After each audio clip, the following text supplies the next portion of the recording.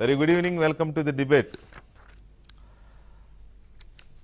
ఆంధ్రప్రదేశ్ ముఖ్యమంత్రి జగన్మోహన్ రెడ్డి గారు ఢిల్లీ వెళ్ళారు. ఆ ఢిల్లీ టూర్ ఏంటి, అసలు ఎందుకు జరిగింది అనేది మనం నెక్స్ట్ టాపిక్లో తీసుకుందాం. ఎందుకంటే ఇప్పుడు ఆయన అమిత్ షాతో భేటీలో ఉన్నారు కాబట్టి మరిన్ని వివరాలు అప్పుడు వస్తాయి. ఈలోగా ఆంధ్రప్రదేశ్లోనే గత ప్రభుత్వం, తెలుగుదేశం ప్రభుత్వ హయాంలో ప్రవేశపెట్టిన ఫైబర్ గ్రిడ్ ప్రాజెక్ట్, దీని ఉద్దేశం ఇంటింటికి కేబుల్ టీవీ కనెక్షన్తో పాటు మొబైల్ టెలిఫోన్ కనెక్షన్ కూడా ఇవ్వాలి, బ్యాండ్ విడ్త్ కూడా ఇవ్వాలి అనే ఒక మల్టిపుల్ బెనిఫిట్స్ ఇవ్వాలనే దాంతో రాష్ట్ర ప్రభుత్వం తీసుకున్నది. ఇది పైగా మొత్తం రాష్ట్రం అంతా కూడా కనెక్టివిటీ తీసుకురావాలనేది అప్పుడు ప్రభుత్వం తలపెట్టిన ప్రాజెక్ట్. నిజానికి ఇది దేశం మొత్తంలో చేయాలనేది అప్పట్లో కేంద్ర ప్రభుత్వం తలపెట్టింది. దాంట్లో 8 రాష్ట్రాలు సుమారుగా దీనికి ఓకే చేసినాయి. అందులో ఏపీ చాలా అగ్రెసివ్గా స్పీడ్గా వెళ్ళింది. సరే, దాంట్లో కొంత క్వాలిటీ మీద, టీవీ పిక్చర్ క్వాలిటీలో కొంత ఇనిషియల్ స్టేజ్లో ఆరోపణలు లేకపోతే కొంత అసంతృప్తి వచ్చిన మాట నిజం. అయినా ఏపీలో కొంచెం స్పీడ్గా జరుగుతోంది వర్క్ అనేది అప్పట్లో ఉండింది. ఈలోగా ప్రభుత్వం మారింది. ప్రభుత్వం మారిన తర్వాత దానికి బ్రేకులు పడ్డాయి. అది అన్నిటినీ రివర్స్ చేసినట్టుగానే దాన్ని కూడా రివర్స్ చేశారు. అది చూసిందే, అంత తెలిసిందే, మొత్తం ఎక్కడిదక్కడ ఆగిపోయిన పరిస్థితి. సో ఈ నేపథ్యంలోనే దీని మీద ఒక మంత్రివర్గ ఉపసంఘాన్ని నియమించింది రాష్ట్ర ప్రభుత్వం. ఈ ఉపసంఘం తేల్చింది ఏంటంటే దీంట్లో వేలాది కోట్ల రూపాయల అవినీతి జరిగింది. సుమారుగా స్పష్టంగా చెప్పకపోయినా 2,000 కోట్ల పైచీలకు రూపాయల అవినీతి అక్రమాలు జరిగాయి. దీన్ని చంద్రబాబు బినామీగా ఉన్న హరిప్రసాద్ అనే వ్యక్తి దీనికి సలహాదారుగా ఉండి అంతా తానే చేసిన ఫైబర్ గ్రిడ్ ప్రాజెక్టుకి అంతా తానే చేసిన చంద్రబాబు బినామీ దీన్ని దోచేశాడు, చంద్రబాబుకి దోచిపెట్టారనేది ఒక ఆరోపణ. నిజానికి ఇది ఐటీ శాఖ పరిధిలో లేదు, మౌలిక వసతుల కల్పన శాఖ పరిధిలో ఉందని ఎన్నిసార్లు చెప్పినా ఇది లోకేషే చేశాడు అనేది ఎస్టాబ్లిష్ చేసేందుకు శతవిధాలా ప్రయత్నించింది అధికార పక్షం. దీంట్లో భాగంగానే మళ్ళీ నిన్న మొన్నటి ఆరోపణలు ఏంటంటే ఏకంగా లోకేష్ ఫోర్జరీ కూడా పాల్పడ్డారని. మౌలిక వసతుల కల్పన శాఖ చంద్రబాబు నాయుడు గారి పరిధిలో ఉన్నదైతే ఐటీ శాఖకు సంబంధం లేకపోయినా లోకేష్ టెండర్ మీద సంతకం చేసి ఫోర్జరీకి పాల్పడ్డాడు. శాఖ బాబుది సంతకం చిన్నబాబుది అనే పేరుతో నిన్న మనం కథనం కూడా చూసాం. సో దీని ద్వారా లోకేష్ ఫోర్జరీకి పాల్పడ్డాడు అనేది ఒక ప్రధానమైన అలిగేషన్. అసలు ఇదంతా ఏం జరిగింది, ఎందుకు జరిగింది, ఎలా జరిగింది, నిజంగా ఇందులో పెట్టిన పెట్టుబడులు ఎంత, ప్రభుత్వం ప్రాజెక్ట్ కాస్ట్ ఎంత, టెండర్లు పిలిచింది ఎవరు, మధ్యలో బీబీఎన్ఎల్ అనేది ఏంటి, బీబీఎన్ఎల్ అంటే ఏంటి, అసలు ఈ ఫైబర్ గ్రిడ్ అనే దాని ద్వారా ఒరిగేది ఏంటి ప్రజలకి, ఏ ఉద్దేశంతో గత ప్రభుత్వం దీన్ని తలపెట్టింది అనేవి చాలా అంచనాలు ఉన్నాయి. తర్వాత దీంట్లో ఎన్ని వేల కోట్ల అవినీతి జరిగే, ఇప్పుడు 2,000 కోట్ల అవినీతి జరిగిందంటే అదే 10,000 కోట్లు, 20,000 కోట్లు, 100,000 కోట్ల ప్రాజెక్టు అయి ఉండాలి. అలాంటిది 2,000 కోట్ల ప్రాజెక్టులో అవినీతే జరిగితే మరి ప్రాజెక్టు వాల్యూ ఎంత అనేది ఎవరూ చెప్పడం లేదు. అవినీతి చెప్తున్నారు కానీ ప్రాజెక్టు కాస్ట్ ఎవరు చెప్పడం లేదు. సో ఓవరాల్గా ఇది. అయితే ఇక్కడ మనకి వివరాలు తెలియాల్సింది చంద్రబాబు నాయుడు బినామీ ఎవరైతే చంద్రబాబు నాయుడు బినామీయో, ఎవరైతే ఈ మొత్తం ఫైబర్ గ్రిడ్కి సలహాదారుగానో లేకపోతే సాంకేతిక సలహాదారుగానో ఇంకో రకంగా అన్నీ తానే వ్యవహరించారో, ఈ మొత్తం ఈ కుంభకోణం అనేది జరిగి ఉంటే, ఒకవేళ ఈ స్కామ్ అనేది కనుక నిజంగా జరిగి ఉంటే, ఆ స్కామ్స్టర్ ఎవరైతే ఉన్నారో ఆ హరిప్రసాద్ గారు ఇప్పుడు నాతో పాటు డిబేట్లో ఉన్నారు, స్టూడియోలో ఉన్నారు హరిప్రసాద్ గారు. అలాగే దీని మీద తెలుగుదేశం పార్టీకి లేని కలర్స్ ఇస్తూ లోకేష్ని, పార్టీని అబాసుపాలు చేసేందుకు ప్రయత్నిస్తుంది వైసీపీ. అసలు దీని కథ ఏంటి, దీని కమామిష్ ఏంటి, ఈ ప్రాజెక్ట్ ఏంటి, ఈ ప్రాజెక్ట్ వెనుక ఉన్న ఉద్దేశాలు ఏంటి, వీళ్ళు ఇప్పుడు అల్లుతున్న కథలేంటి అంటూ దీని మీద విరుచుకుపడుతున్న తెలుగుదేశం పార్టీ అధికార ప్రతినిధి పట్టాభిరామ్ గారు కూడా మనతో ఇవాళ డిబేట్లో ఉన్నారు. సో ఓవరాల్గా హరిప్రసాద్ గారు, వెల్కమ్ టు అవర్ స్టూడియోస్. నమస్కారం అండి. ఒకటి, మీరు అది బినామీ అనగానే అడిపోతుంది నాకు ఎందుకు. మీరు చంద్రబాబు నాయుడు గారి బినామీయేనా? స్ట్రైట్ అవే, ఎందుకంటే నేను డైరెక్ట్గా అడుగుతున్నాను, మీరు ఇంకేమైనా చెప్పుకోండి. నేను ఒకవేళ చంద్రబాబు నాయుడు గారి బినామీగా ఒప్పుకోవడం జరిగితే ప్రపంచంలో ఉన్న ఐటీ నిపుణులందరూ, ఆయన ఇష్టపడే నిపుణులందరూ ఆయన బినామీలే. ఆయన కోసం ఎగబడి దేనికైనా ప్రిపేర్ అయ్యి చేయడానికి రెడీ అయ్యే ఐటీ నిపుణులందరూ ఆయన బినామీదే అవ్వాలి. ఆయన బినామీగా ఏం చేస్తాం, ఆయన సాంకేతికత ఏదైతే ఆలోచిస్తారో ఆ టెక్నాలజీని ఎలా ఇంప్లిమెంట్ చేయాలి అనే దాంట్లో సపోర్ట్ చేసే బినామీలం మేము. అంతేగాని ఈ డబ్బులు కొట్టే బ్యాచ్, నాకు మీరు మొదట్లో ఆ స్కామ్స్టర్ అనే మాట అంటేనే నాకు కొంచెం ఎమోషనల్గా ఫీల్ అయ్యాను. నేను అవ్వాలనే అన్నాను, అంటే ఒకవేళ జరిగి ఉంటే అన్నాను. అది కూడా అదే సబ్జెక్ట్ కరెక్షన్. అంటే ఆ మాట్లాడే వాళ్ళు ఎవరైనా సరే, అంటే ఈ సోకాల్డ్ సాక్షి న్యూస్ పేపర్ కానీ మొన్న సండే రోజు నాడు ఇలా వస్తుందని చెప్పి కనీసం క్లారిటీ ఇవ్వాలనే ఉద్దేశంతో ఎటువంటి ప్రశ్న అయినా మీరు అడగచ్చు, ఏదైనా అడిగి క్లారిటీ తీసుకోవచ్చు అని చెప్పి ఆ రోజు దాదాపు 40 నిమిషాల పాటు కూర్చుని సమాధానాలు చెప్తా పోయాను. ఆ సాక్షి విలేకరు అడిగిన క్వశ్చను, ఈ ఫైబర్ గ్రిడ్లో లోకేష్ గారు సంతకం పెట్టారంట అని అన్నారు. అది సెకండ్ వెళ్దాం సార్, అంటే ఫేజ్డ్ మేనర్లో వెళ్దాం. అంటే నా ఉద్దేశం ఏంటంటే, ఇది ఎందుకు మొదలెట్టానంటే జర్నలిజంలో ఒక ఎథిక్ అనేది ఉంటుంది. ఏంటంటే ఏదన్నా ఎవరన్నా ఆరోపించే ముందు వాళ్ళని అడిగి తెలుసుకోవటం అనేది ఉంటుంది. అంతేగాని ముందే ప్రిజుడీస్తో ఉండి నేను ఈ రకంగా ఫ్రేమ్ చేయాలనే ఉద్దేశంతో చేయటం అనేది తప్పు. అంటే మాకు అవి అలవాటు లేనప్పుడు కంగారు పడతాం. అర్థం చేసుకోవాలి. రాసేవాళ్ళు రాతలు కానీ ఏదైనా కానీ రాజకీయ దురుద్దేశంతో చేసేటప్పుడు కొంత హోంవర్క్ చేస్తే కనీసం ఆన్సర్ చెప్పడానికి అవకాశం ఉంటుంది. మీరు ఇందాక అన్నారు 2,000 కోట్లు స్కామ్ జరగాలంటే కనీసం 10,000 కోట్లు అన్నా వాళ్ళు 20% స్కామ్ చేద్దాం. అంతే కదండి.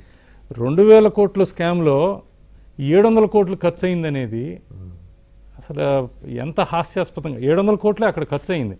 ఆ 700 కోట్లలో కూడా 307 కోట్లే ఫైబర్ ఇన్ఫ్రాస్ట్రక్చర్కి ఖర్చు అయింది. 395 కోట్లు బాక్సులకు ఖర్చు అయినాయి. సరే, ఈరోజు పరిస్థితి చూస్తుంటే నాకు బాధ ఎందుకు కలుగుతుందంటే, నేను ఆన్సర్ చేసుకునే పరిస్థితి రావటం ఏంటి? ఒక సాంకేతిక సలహాదారుడిగా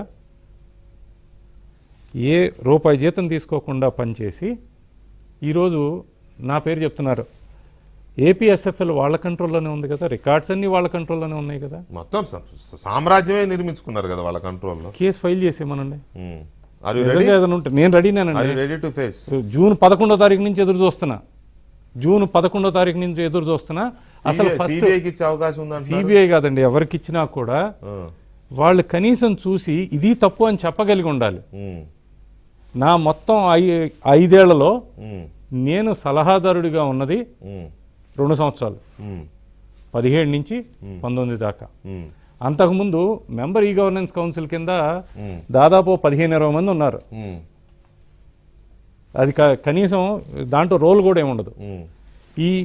ఈ ఉచిత సలహాదారుడి కింద వచ్చినా కూడా, నేను మళ్ళీ ఆ మాట అంటున్నాను, ఉచిత సలహాదారుడు. సలహాలు ఉచితం కాదు, పేమెంట్ లేకుండా అదే నేను చెప్తున్నాను. ఇది వచ్చినప్పుడు కూడా నా పని ఏంటంటే సాంకేతికంగా ఇది సరిగ్గా ఉందా లేదా అని చెప్పడం వరకే కానీ టెండర్లోకి వెళ్ళిపోయి ఈ టెండర్ వీళ్ళకివ్వండి వాళ్ళకివ్వండి నేను సంతకం పెడతాననే టైప్లో నో ఫైనాన్షియల్ మ్యాటర్స్ అసలు ఎక్కడ నాకు ఫైల్ వచ్చిన రోజే లేదు. నాకు ఏ ఫైలు రాదు. నాకు వచ్చింది ప్రిన్సిపల్ సెక్రటరీ అజయ్ జైన్ గారి దగ్గర నుంచి గూగుల్ ఎఫ్సాక్ టెక్నాలజీ పెడదామా వద్దా అని చెప్పి అడిగారు.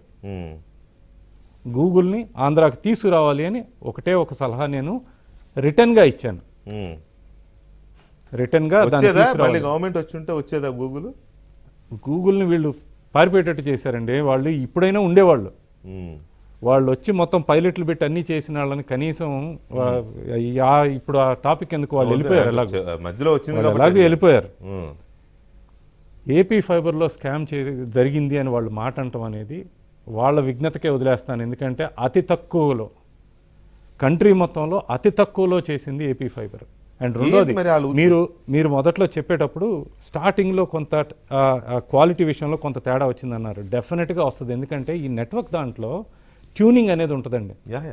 నేను అందుకే చెప్పాను. ఆ ట్యూనింగ్లో నేను అంటే ఒకటి సార్ హరిప్రసాద్ గారు, నేను ఆ మాట కూడా ఎందుకు అన్నానంటే, నేను విజయవాడలో ఈ 2-3 ఏళ్ళు నేను కూడా అక్కడ ఉన్నాను కదా, 2-3 ఇయర్స్లో అసలు ఫైబర్ గ్రిడ్ ఛానల్స్ ఎలా ఉన్నాయనేది యాజ్ అ మీడియా పర్సన్ నేను అవుట్ ఆఫ్ దిస్ థింగ్ వెళ్ళి నేను చూశాను.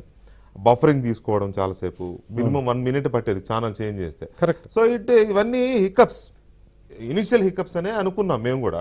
అది ఒకటే, అంతే తప్ప వేరే ఉద్దేశంతో కాదు. ఎనీవే ఒక్క విషయం చెప్తానండి, 4,700 కోట్లకు ప్రతిపాదనలు పంపించడం జరిగింది ఆంధ్రప్రదేశ్ ప్రభుత్వం ఈ ఫైబర్ గ్రిడ్ ఇంప్లిమెంట్ చేయడం కోసం సెంట్రల్ గవర్నమెంట్కి భారత్ నెట్లో భాగంగా.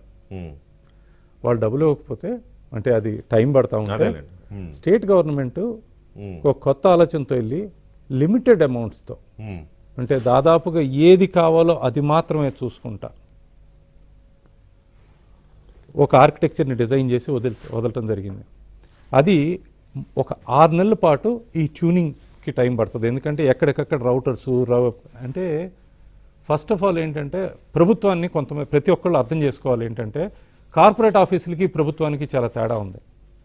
ప్రభుత్వంలో ఏ పని చేయాలన్నా 100 సార్లు ఆలోచించి కానీ చేయరు అధికారులు, పైగా సర్వీస్ చేయలేరు. అలాంటిది ముఖ్యమంత్రి గారు రోజు పరిగెత్తించి మరీ చేయించి ఈరోజు ఆ స్టేజ్కి తీసుకొచ్చారు. ఈ రోజున 10 లక్షల కనెక్షన్లు ఉన్నాయని ఇప్పుడు ప్రస్తుతం ఉన్న ఐటీ శాఖ మంత్రులే చెప్పారు. ఒకవేళ సర్వీస్ సరిగ్గా లేకపోతే 10 లక్షల మంది చూడరు. అండ్ రెండోది హెచ్డి క్వాలిటీలో ఈ రోజున నిజంగా గ్రౌండ్లోకి వెళ్ళి ఒకసారి ఎవరైనా ఇంటికి వెళ్ళి కనుక్కోండి, మామూలు కేబుల్ ఎలా వస్తుంది, ఈ రెండింటిని పక్కన పెట్టమనండి. ఏపీ ఫైబర్ ఇచ్చే క్వాలిటీ డిఫరెంట్. 2, వాళ్ళు టీవీ ఒకటి ఇవ్వట్లేదు, ఇంటర్నెట్ సర్వీస్ ఇస్తున్నారు, టెలిఫోన్ ఇస్తున్నారు. ఇంటర్నెట్ సర్వీసు యూట్యూబ్ వాచ్ చేసేవాళ్ళు, ఈరోజు యూట్యూబ్ ఇంత ఫేమస్ అయింది ఆంధ్రప్రదేశ్లో అంటే వీళ్ళ పాత్ర లేదంటారా? ఏపీ ఫైబర్ బాగుందనేది నో డౌట్. రోజుకి 80 గిగ్ నేనున్న టైంలో, ఇప్పుడు 160 అయిందని అన్నారు, 160 గిగబిట్ యూట్యూబ్కి వెళ్తాను. అందుకని యూట్యూబ్ తీసుకొచ్చి సర్వర్లన్నీ తీసుకొచ్చి ఏపీ ఫైబర్లో పెట్టారు. ఎందుకు హరిప్రసాద్ గారు, ఒకవేళ నిజంగానే మీరు అన్నట్టు అక్కడ ఏమీ జరగకపోతే, అంటే మన పెద్దలు అంటారు నిప్పులేని పొగరాదని. ఇప్పుడు అంటే ఇక్కడ నిప్పు ఉందని నేను అనట్లేదు, కానీ మీరు ఒక మాట అన్నారు ఇందాక మాట్లాడేటప్పుడు, ఇందులో స్కామ్ జరిగింది అని వీళ్ళు అంటున్నారంటే వాళ్ళ విజ్ఞతకు వదిలేస్తున్నాను అన్నారు మీరు. అంటే ఎందుకు మరి ఏమీ జరగదని వీళ్ళు ఎలా పట్టుకోగలిగారు, ఎలా దీని చుట్టూ తిప్పగలుగుతున్నారు? ఇది 2015లో ఫస్ట్ టెండర్లు జరిగినప్పుడు మొట్టమొదటిగా ఉండవల్లి అరుణ్ కుమార్ గారు దీని గురించి తీయటం జరిగింది. దీంట్లో అసలు ఏముందనేది కూడా నేను ఓపెన్గా చెప్తాను. ఈ ఫస్ట్ టెండర్లు ఫ్లోట్ చేసినప్పుడు దానికి వచ్చిన కంపెనీలు 4 కంపెనీలు ఏమో వచ్చినాయి ఆ టైంలో. ఆ 4 కంపెనీల్లో L1గా వచ్చిన కంపెనీ హెచ్ఎఫ్సిఎల్, టెరా సాఫ్ట్వేర్, ఈ రెండింటి కన్సార్షియం. అందరూ ఒక టెరా సాఫ్ట్వేర్ పేరు చెప్పడం మొదలెడతారు. హెచ్ఎఫ్సిఎల్ అనేది చాలా పెద్ద సంస్థ, దాంతోపాటు టెరా సాఫ్ట్వేర్, వీళ్ళిద్దరూ కన్సార్టియంగా వచ్చిన దానికి L1 వచ్చింది. 333 కోట్ల బడ్జెట్తో వెళ్తే 320 కోట్లకి అది వచ్చింది. ఈ టెండర్ ఫ్లోట్ చేసి బయటకి ఇచ్చిన తర్వాత ఉండవల్లి అరుణ్ కుమార్ గారు ఒకరోజు పత్రికా సమావేశం పెట్టి బ్లాక్ లిస్ట్ అయిన కంపెనీకి టెండర్లు ఇచ్చారు అన్నారు. అంటే అప్పుడు అధికారులు అప్పుడు ఉన్నారు, వాళ్ళు ఏం చేశారు అనేది ఇప్పుడు ఎలా అయిపోయిందంటే, అప్పుడు కన్నా ఇప్పుడు తెలుసుకుంటున్నాను నేను ఒక్కొక్కటి అప్పుడు ఏం జరిగింది, ఎలా చేశారు అని. ఎందుకంటే అప్పుడు నా రోలు వీటి గురించి అసలు ఐడియా లేదు నాకు. అప్పుడు వచ్చిన టాపిక్ ఏమొచ్చింది, టెక్నికల్ కమిటీలో హరికృష్ణ ప్రసాద్ అనే వ్యక్తి ఉన్నాడు, టెరా సాఫ్ట్వేర్ కంపెనీలో డైరెక్టర్గా ఉన్నాడు అన్నారు. ఫస్ట్ ఆఫ్ ఆల్ అది పచ్చబద్ధం. రెండోది బ్లాక్ లిస్ట్ అయిన కంపెనీని తీసుకొచ్చి ఇచ్చారు అన్నారు. అప్పటి అధికారులు, టెరా సాఫ్ట్కి మీకు సంబంధం లేదా? అస్సలు లేదు. అది ఏంటనేది కూడా చెప్తాను. ఇది ఏంటంటే అపోహని ఒకదాన్ని పద్దాక ప్రతిసారి అని హరికృష్ణ ప్రసాద్ వేరు వేరే హరిప్రసాద్ హరికృష్ణ ప్రసాద్ ఇద్దరు ఒకళ్ళు. నాకు డౌట్ కాబట్టి వచ్చింది. అది కూడా చెప్తాను. మధ్యలో కొంతకాలం పాటు వీళ్ళు హరికృష్ణ, వేమూరు హరికృష్ణ, కాసేపు హరిప్రసాద్ అని రెండు రకాలుగా మాట్లాడారు. అది కూడా చెప్తాను. అవునవును. అది కూడా అంటే మనం టాపిక్లో వచ్చినప్పుడు చెప్తాను. ఈ ఫస్ట్ వచ్చిన కాంట్రవర్సీ ఈ బ్లాక్ లిస్ట్ ఉన్న కంపెనీకి ఇచ్చారు, ఇతనికే లింక్ ఉంది టెరాసాఫ్ట్ అన్నారు. ఆ రెండు తప్పని ఆ రోజే క్లారిఫై చేయటం జరిగింది. అసలు దానికి నాకు సంబంధం లేదని. ఇండస్ట్రీలో టెరా సాఫ్ట్వేర్ తెలుసా అంటే తెలుసు, హెచ్ఎఫ్సీలో తెలుసా అంటే తెలుసు, విప్రో తెలుసు నాకు. అంటే ఇండస్ట్రీలో ఉన్న నాకు వాళ్ళు అందరూ తెలుసు. అందరూ తెలిసినప్పుడు తెలుసా అంటే తెలుసు. టెరా సాఫ్ట్వేర్ వాళ్ళు ఒక లిస్టెడ్ కంపెనీ. అది ఆ లిస్టెడ్ కంపెనీలో షేర్ హోల్డర్స్ కనపడతారు కదా. డైరెక్టర్ అయితే డైరెక్టర్గా కనపడతాను కదా. ఆర్ఓసీలోకి వెళ్తే మొత్తం వచ్చేస్తుంది కదా, తీసి చూసుకోవచ్చుగా.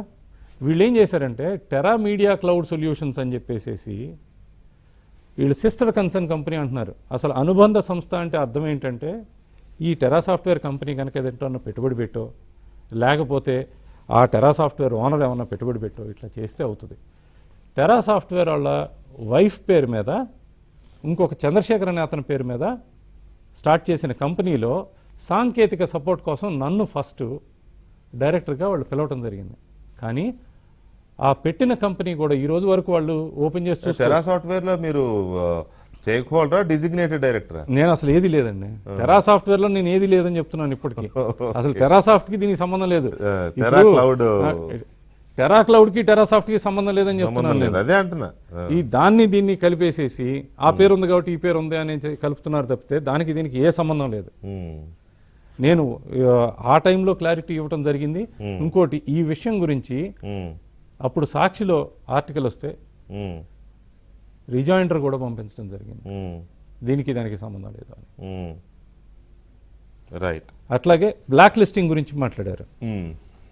ఈ కంపెనీ బ్లాక్ లిస్టింగ్ ఉంది అనేది ఎప్పుడు తెలుస్తుంది అంటే టెండర్ పెట్టుకున్నప్పుడు టెండర్ డేట్ అంటే సబ్మిట్ చేసే టైంకి బ్లాక్ లిస్ట్ ఉన్న కంపెనీలు ఇన్ఎలిజిబుల్ అని అంటాం. ఆ రోజుకి ఎలిజిబిలిటీ లేదు అనే మాట అంటాం. ఆ రోజుకి టెరాసాఫ్ట్కి ఇది లేదే. ఓకే, టెరాసాఫ్ట్కి లేదు, హెచ్ఎఫ్సిఎల్కి లేదు. వీళ్ళందరూ ఇదే కాదు, విప్రో కూడా, విప్రోను ఆఖరికి ఎల్ఎన్టీ దగ్గర నుంచి ప్రతి ఒక్కళ్ళు ఎప్పుడో ఒకప్పుడు బ్లాక్ లిస్ట్ అవుతానే ఉంటారు. ఇప్పుడు ఆఫీసర్ బ్లాక్ లిస్ట్ చేస్తారు, చేయగానే వాళ్ళు మళ్ళీ పని చేసుకుని చేసామయ్యా అని చెప్పేవాగానే మళ్ళీ వీళ్ళు వైట్ లిస్ట్ చేస్తారు. దాన్ని పట్టుకుని ఇక్కడ తీసుకొచ్చి చూపించడానికి టెరా సాఫ్ట్వేర్ ఒక దాదాపు 25 ఏళ్ళు 30 ఏళ్ళ నుంచి గవర్నమెంట్ బిజినెస్లో ఉంది. వీళ్ళు అంతకుముందు ఆధార్ చేసినా ఏది చేసినా అంతకుముందు గవర్నమెంట్లో చేసిన వాళ్ళు. అప్పుడు కనపడింది, ఇప్పుడు కనపడిందా? రైట్. హరిప్రసాద్ గారు, ఒక్క నిమిషం పట్టాభి గారితో కూడా మాట్లాడదాం. ఎందుకంటే పట్టాభి గారు కూడా చాలా ఆవేదన వ్యక్తం చేశారు. ఇవాళ వాళ్ళ పార్టీ ప్రధాన కార్యదర్శి గారు ఫోర్జరీ చేశారనేసరికి కొంచెం పార్టీ కూడా బాగా సీరియస్గా తీసుకున్నట్టుంది దాన్ని. పట్టాభి గారు, good evening. Good evening sir.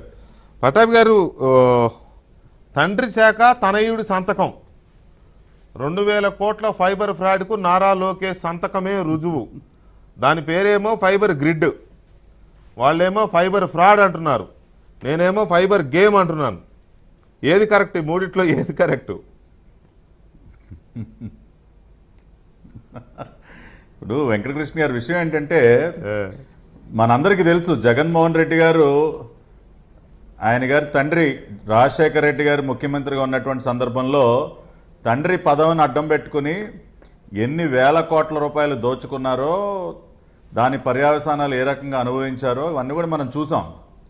కాబట్టి తాను చేసినటువంటి తప్పుడు పనులు అందరూ కూడా చేస్తారని పాపం ఆయన ఏమైనా భ్రమపడతా ఉన్నారో, అటువంటి అవినీతి సొమ్ముతో ఒక పత్రికను పెట్టుకుని ఇటువంటి తప్పుడు రాతలన్నీ కూడా రాసే సంస్కృతికి తెరలేపారు. గతంలో కూడా ఎన్నో పచ్చి అబద్ధాలు రాశారు, అప్పుడు కూడా మేము వాటిని గట్టిగా తిప్పికొట్టడం జరిగింది. ఇవాళ ఈ ఫైబర్ నెట్కి సంబంధించినటువంటి ఇష్యూలో కూడా వెంకటకృష్ణ గారు, ప్రాథమికంగా ఇవాళ రాష్ట్ర ప్రజలందరూ కూడా తెలుసుకోవాల్సింది ఏంటంటే, ఫైబర్ నెట్ ప్రాజెక్ట్ వేరు, భారత్ బ్రాడ్బ్యాండ్ నెట్వర్క్ ప్రాజెక్ట్ వేరు. ఈ రెండు కూడా 2 డిఫరెంట్ ప్రాజెక్ట్స్. అంటే ఒకసారి మనం గతంలోకి వెళ్తే 2010లో అప్పటి కేంద్ర ప్రభుత్వం నేషనల్ ఆప్టిక్ ఫైబర్ నెట్వర్క్ అంటే నోఫాన్ అనే ఒక ప్రాజెక్ట్కి శ్రీకారం చుట్టింది. అంటే దేశవ్యాప్తంగా గ్రామస్థాయి వరకు ఫైబర్ ఆప్టిక్ నెట్వర్క్ ని మనం తీసుకువెళ్లాలన్న ఒక ఆలోచనతో 2010లో కేంద్ర ప్రభుత్వం ఒక ఎస్పీవీని ఫ్లోట్ చేసిందండి. భారత్ బ్రాడ్బ్యాండ్ నెట్వర్క్ లిమిటెడ్ అనే ఒక స్పెషల్ వర్క్ పర్పస్ వెహికల్ ని ఫ్లోట్ చేసి ఈ నోఫాన్ ప్రాజెక్ట్ ని ముందుకు తీసుకెళ్లే ప్రయత్నం చేస్తూ దురదృష్టవశాత్తు 2017 వరకు కూడా ఏమీ పురోగతి సాధించలా. కానీ చంద్రబాబు నాయుడు గారు ఒక విజన్తో 2015లోనే ఈ ప్రాజెక్టు నేషనల్ లెవెల్లో చేపట్టాలనుకున్నటువంటి ప్రాజెక్ట్ టేక్ ఆఫ్ అవ్వకపోయేసరికి ఆయన ఒక విజన్తో ఏపీ ఫైబర్ ఆప్టిక్ నెట్వర్క్ ప్రాజెక్ట్కి ఆయన శ్రీకారం చుట్టడం జరిగింది. అప్పుడు అంటే చాలా తక్కువ ఖర్చుతో, మీరు ఒకసారి కనుక దీన్ని ఫ్యాక్ట్స్లో కనుక వెళ్తే వెంకటకృష్ణ గారు, దాదాపు 23,000 కిలోమీటర్ల ఫైబర్ ఆప్టిక్ కేబుల్ని లే చేసేటటువంటి ప్రాజెక్ట్ని కేవలం 770 కోట్ల రూపాయల అతి తక్కువ ఖర్చుతోనే వారు దాన్ని ముందుకు తీసుకెళ్లటం. ఈ ప్రాజెక్ట్ యొక్క సక్సెస్ చూసిన తర్వాత సెంట్రల్ గవర్నమెంటే స్వయంగా వాళ్ళ అధికారులని, అంటే టెలికాం డిపార్ట్మెంట్ యొక్క సెక్రటరీస్ని జేఎస్ దీపక్ గారిని ఆంధ్రప్రదేశ్కి పంపించి పరిశీలించమని పంపిస్తే వారు స్వయంగా ఏపీ వచ్చి ఈ ఏపీ ఫైబర్ నెట్ ప్రాజెక్ట్ని పరిశీలించి ఇది చాలా అత్యుత్తమంగా జరుగుతుందని చెప్పి విశాఖపట్నంలో ప్రెస్ మీట్ పెట్టి మరి ఆయన ప్రశంసించడం జరిగింది. అయితే ఇది చాలా కాలంగా fibre model in Bharat net, ఇది చాలా కాలంగా నలుగుతుంది కాబట్టి దీన్ని మనం ఇతర రాష్ట్రాల్లో కూడా రెప్లికేట్ చేస్తే బాగుంటుందని చెప్తూ ఆయన ఏమన్నారు, stating that the union government is looking at replicating the model of overhead fiber network being set up in Andhra Pradesh in different parts of the country. Pattabhi గారు ఒక మాట గవర్నమెంట్ కూడా దీన్ని అప్రిషియేట్ చేసి ఓవర్హెడ్ ఫైబర్ నెట్వర్క్ అంటే మన existing ఈ current poles ఏవైతే ఉన్నాయో వాటిని వినియోగించుకుని అంటే ఖర్చు అవ్వకుండా విధానాన్ని శ్రీకారం చుట్టేసరికి సెంట్రల్ గవర్నమెంట్ కూడా దీని మీద ఇంట్రెస్ట్ చూపించడం, ఇది మిగతా రాష్ట్రాల్లో రెప్లికేట్ చేయాలనుకున్నప్పుడు పట్టాభి గారు ఇక్కడ ఇదేంటంటే ఇది చాలా కాలంగా నలుగుతోంది కాబట్టి మనందరం అంటే అందరూ మీడియా కానీ పార్టీలు కానీ మీరు కానీ వారు కానీ అందరం స్టడీ చేస్తూనే ఉన్నాము. ఇది తెలిసిన విషయాలే. కాకపోతే ఇక్కడ కొత్త విషయం ఏమన్నా ఉంది అంటే ముఖ్యమంత్రి గారి సంతకాన్ని వారి కుమారుడైన రాష్ట్ర మంత్రి ఫోర్జరీ చేశాడు అనేది కొత్త allegation. Whether it is true or false I don't know. ఆ విషయం అర్థం అవ్వాలంటే, అందుకనే డైరెక్ట్ పాయింట్ విషయం అర్థం అవ్వాలంటే దాని బ్యాక్గ్రౌండ్ తెలియాలి. అసలు దానికే వస్తున్నా, అసలు ఈ భారత్ బ్రాడ్బ్యాండ్ నెట్వర్క్ ఎలా వచ్చింది, అది నారా లోకేష్ గారు దానిలో ఎందుకు ఇన్వాల్వ్ అవ్వాల్సి వచ్చింది అన్న దానికి బ్యాక్గ్రౌండ్ తెలియాలి కదా. ఇక్కడ ఏపీ ఫైబర్ నెట్ సక్సెస్ చూసి కేంద్ర ప్రభుత్వం భారత్ బ్రాడ్బ్యాండ్ నెట్వర్క్ ప్రాజెక్ట్ కూడా మిగతా రాష్ట్రాలు ఇంప్లిమెంట్ చేయాలని ఒక ఆలోచన చేస్తే, అంటే స్టేట్ లెడ్ మోడల్లోకి తీసుకొస్తే 8 రాష్ట్రాలు వాళ్ళు ఇంట్రెస్ట్ చూపించడం జరిగింది.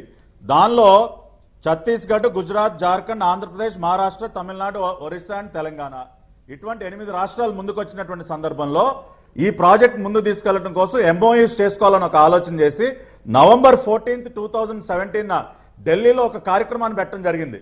ఈ 8 రాష్ట్రాలకు చెందినటువంటి ఐటీ మంత్రిత్వ శాఖలకి వాళ్ళు లేఖలు రాశారు. ఈ భారత్ బ్రాడ్బ్యాండ్ నెట్వర్క్ ఏదైతే ఉందో, అంటే గ్రామ స్థాయి వరకు బ్రాడ్బ్యాండ్ నెట్వర్క్ తీసుకెళ్లేటటువంటి ప్రాజెక్ట్ని ఈ 8 రాష్ట్రాల్లో ముందుకు తీసుకెళ్లాలంటే ఎంఓయూస్ చేసుకోవాలి. దానికి ఐటీ డిపార్ట్మెంట్ చెందినటువంటి అధికారులు వచ్చి ఎంఓయూస్ చేసుకోవాలని ఆహ్వానం పలికితే లోకేష్ గారు November 14న ఢిల్లీ వెళ్లారు. ఢిల్లీ వెళ్లే సందర్భంలో అప్పుడున్నటువంటి ఐటీ డిపార్ట్మెంట్ సెక్రటరీ విజయానంద్ గారు ఒక ఫైల్ మూవ్ చేయడం జరిగింది. అయ్యా, ఇట్లా మేము కేంద్ర ప్రభుత్వంతో ఎంఓయూ చేసుకోవాలంటే మాకు అనుమతి కావాలి, ఢిల్లీ వెళ్ళి ఎంఓయూ చేసుకోవడానికి మాకు అనుమతి ఇవ్వండి అని చెప్పి ఒక ఫైల్ మూవ్ చేస్తే ఆ ఫైల్ మీద నారా లోకేష్ గారు కన్సర్న్ మినిస్టర్ గా సంతకం పెట్టారు. దీనికి ఏపీ ఫైబర్ నెట్ ప్రాజెక్ట్ కి ఎటువంటి సంబంధం లేదు.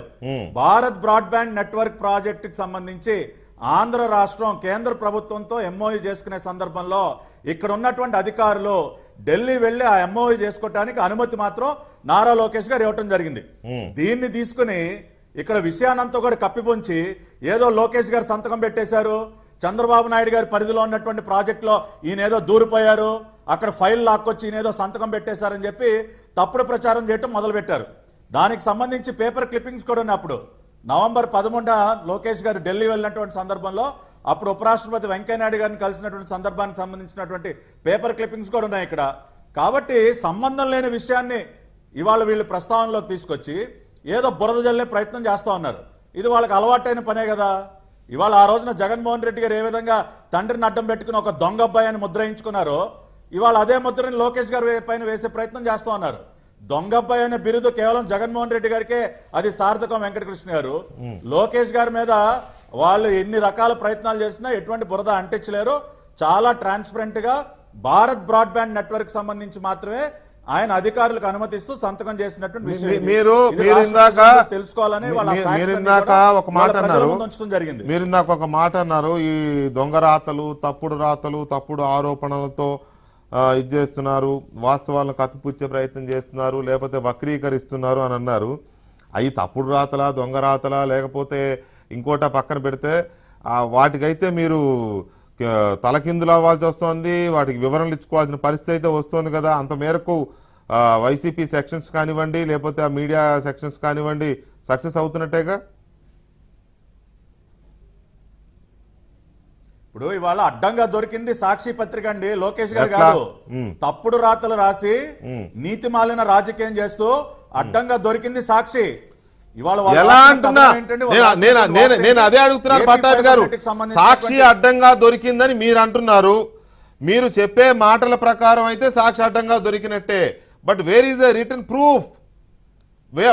మీ దగ్గర ప్రూఫ్ ఏది? వాళ్ళు చాలా క్లియర్ గా Yeah, this is the proof. ఒక్క నిమిషం సార్, ఇదిగోండి. ఒక్క నా నిమిషం చేతిలో సార్, ఉంది file copy. Let me ask please. ఒక్క నిమిషం. భారత్ నెట్ ఫేజ్ 2 కు సంబంధించిన ఎంఓయు ఫైల్ పై నారా లోకేష్ 2017 నవంబర్ 12న సంతకం చేశారు. భారత్ బ్రాడ్బ్యాండ్ నెట్వర్క్ లిమిటెడ్ 2వ దశకు సంబంధించి ఆ సంస్థకు ఏపీఎస్ఎఫ్ఎల్ కు మధ్య ఎంఓయును ఆమోదిస్తూ సంబంధిత ఫైల్ పై లోకేష్ సంతకం చేశారు. ఇక్కడే లోకేష్ అడ్డంగా దొరికారు. ఇది వాళ్ళు ఎస్టాబ్లిష్ చేస్తున్నారు. పైగా 11.26% హైయెస్ట్ కి టెరా సాఫ్ట్వేర్ దీనికి టెండర్ దొరికేలాగా చేశారనేది వాళ్ళు అక్కడ ఓ సంతకం చూపిస్తున్నారు. చంద్రబాబు నాయుడు గారి బొమ్మ, లోకేష్ గారి బొమ్మ పెట్టారు. దానికి సంబంధించిన ఏదో ఒక డాక్యుమెంట్ ఒకటి పెట్టారు. అది కాదు అని చూపించే ఆధారం మీ దగ్గరే ఉంది. వెంకటకృష్ణ గారు, ఎస్, ఇప్పుడు నా చేతిలో పట్టుకునే మాట్లాడుతున్నా. ఏంటది? మీరు ఏదైతే చంద్రబాబు గారు లోకేష్ గారు బొమ్మ చూపించారు, ఆ బొమ్మ కింద సంతకం మాత్రమే పెట్టి సంతకం ఉన్నటువంటి పిక్చర్ మాత్రమే పెట్టారు. సంతకం ఉంది, డేట్ ఉంది. అసలైన ఫైల్ నా చేతిలో ఉంది సార్. సంతకం దాంట్లో ఉంది, డేట్ క్లియర్గా ఏముంది ఉంది. ఫైల్లో?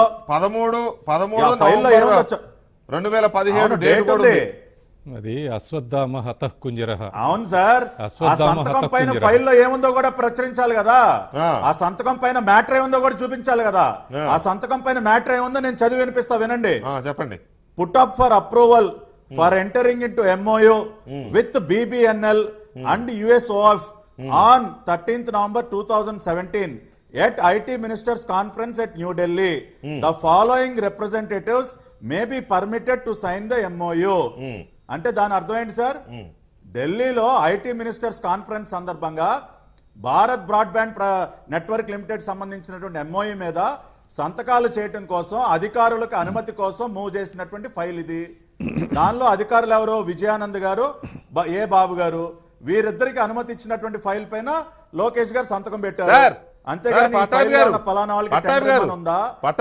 లోకేష్ గారు చిన్న చిన్న టెక్నికాలిటీస్ కూడా చెప్పండి గమనంలోకి తీసుకోకపోతే ఇలాంటి ఎర్రర్స్ జరుగుతాయి. నాకు తెలిసి 2 దేశాల మధ్య అగ్రిమెంట్స్ అయినా ఆ 2 దేశాల అధికారులే సంతకాలు పెడతారు. 2 రాష్ట్రాల మధ్య అగ్రిమెంట్స్ అయినా ఎంఓయూలైనా అది ఆ రాష్ట్రాల చీఫ్ సెక్రటరీలు చేస్తారు. చివరికి ఒక ప్రైవేటు కంపెనీతో ప్రభుత్వం ఒడంబడిక చేసుకున్న ప్రభుత్వం తరపున ఆ సంబంధిత శాఖ ప్రిన్సిపల్ సెక్రటరీ, అలాగే కంపెనీకి సంబంధించిన సిజిఎంఓ, సిఈఓను ఎవరో సంతకం పెడతారు. సపోజ్ కియా మోటార్స్ అప్పుడు ఎవరు సంతకాలు పెట్టారండి? చంద్రబాబు నాయుడు గారు సంతకాలు పెట్టారా? పరిశ్రమల శాఖ మంత్రి సంతకం పెట్టారా? అధికారులు కదా సంతకం పెడతారు. వేరే ఇక్కడ ఎంఓయూకి వచ్చేసరికి లోకేష్ ఎలా సంతకం పెడతారు? అసలు ఓకే, ఇంత చిన్న లాజిక్ ఎలా మిస్ అయ్యారు? నిమిషం. ఇంత చిన్న లాజిక్ రాసేవాళ్ళు ఎలా మిస్ అయ్యారు? మీరందరూ ఎలా మిస్ అవుతున్నారు? మీ పాయింట్ గా వస్తా. అదే మీ లేదు పోనీ మీ పాయింట్ గా వద్దాం సార్. పోనీ అలాగే అధికారులే పెడతారు, అధికారులే సంతకం పెడతారు అనుకుందాం. ఒక్క నిమిషం హరిప్రసాద్ గారు ఉండండి. మీ పాయింట్ గా వస్తున్నా నేను. కానీ ఈ సంతకం పెట్టిన ఫైల్ కి ఏపీ ఫైబర్ నెట్ ప్రాజెక్ట్ కి ఏమన్నా సంబంధం ఉందా? అదే నేననేది అదేనండి. ఈ ఫైల్ కి ఏమన్నా లింక్ సార్, నేను అంటున్నది కూడా అదే. బ్రాడ్బ్యాండ్ అధికారులకు పర్మిషన్ ఇచ్చిన సంతకం ఏమో మీరు చెప్తున్నారు. ఫైబర్ నెట్ ప్రాజెక్ట్ వేరు. అదే సార్, బీబీఎన్ఎల్తో ఎంఓయూ కుదుర్చుకోవడం కోసం వెళ్ళే అధికారులకు రిప్రజెంటేటివ్గా పంపడం కోసం ఇచ్చిన అప్రూవల్ సంతకం మీరు చెప్తున్నారు. వాళ్ళేమో ఏకంగా ఎంఓయూ ఫైల్ మీదనే ఈయన సంతకం పెట్టారని వాళ్ళు అంటున్నారు. ఎంఓయూ మీద అధికారులు పెడతారు తప్ప మంత్రులు పెట్టరు. This is the fact, administrative fact అండి ఇది. ఏ గవర్నమెంట్ ఎక్కడైనా ఇది ఫ్యాక్ట్. నన్ను కంప్లీట్ చేయనివ్వండి సార్. ఇక్కడ బేసిక్ పాయింట్ మీరు అర్థం చేసుకోవాల్సింది ఏంటంటే వెంకటకృష్ణ గారు, ఏపీ ఫైబర్ నెట్ ప్రాజెక్ట్ అనేది ముఖ్యమంత్రి, ఆ రోజున ముఖ్యమంత్రిగా ఉన్నటువంటి చంద్రబాబు నాయుడు గారి పరిధిలో నడిచినటువంటి ప్రాజెక్టు.